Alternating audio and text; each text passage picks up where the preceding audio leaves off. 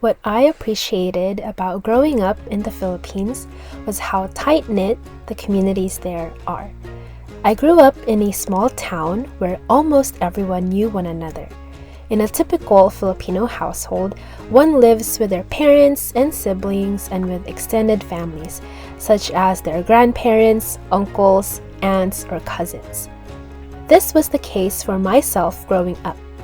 I lived with my extended family, while my other cousins and aunts were only a few houses away. This sense of family and community also extended to outside of my immediate family. My classmates were also my childhood friends.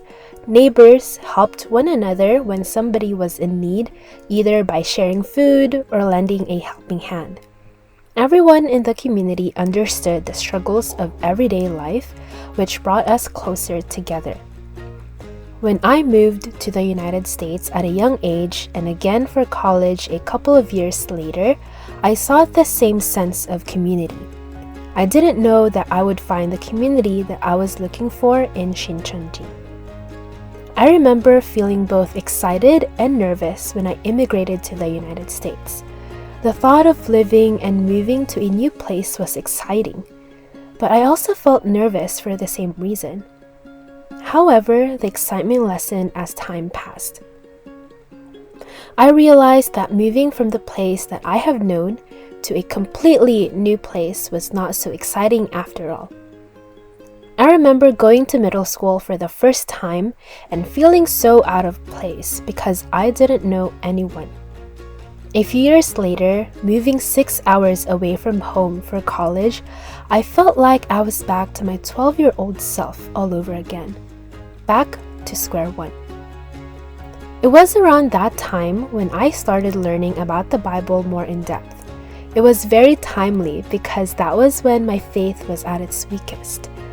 I did not go to church for some time during college, and I perceived that I lacked in my faith, especially after seeing how my roommate at the time was so fervent at going to church service and serving.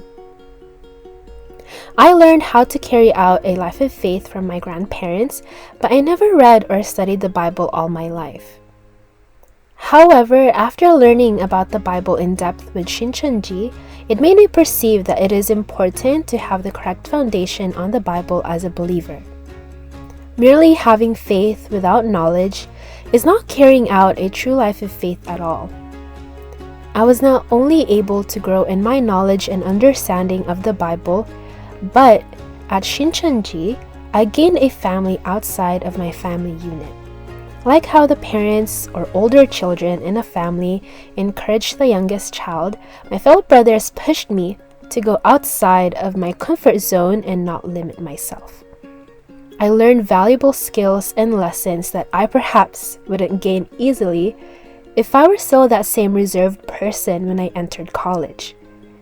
A few of those skills include servant leadership, open-mindedness, and confidence. I also learned how to care for people other than myself, starting from those who taught me the Bible and who showed genuine care, love, and patience to the members of Shincheonji. Everyone would go out of their way to help someone in need and would not hesitate to lend a helping hand when someone is struggling. The members of Shincheonji can genuinely carry out this heart of care and love because we have deeply understood and experienced the heart of God through His Word. The Shincheonji that I have come to know and experience is very different from what many people see or hear in the news. Shincheonji doesn't tear families apart or teach young adults to be disrespectful to their parents. It's quite the opposite. Shincheonji is like a family that encourages one another and pushes one another to grow into individuals who can be a light to our loved ones and society. Most importantly, Shincheonji is where believers can help each other carry out Jesus' teachings into practice.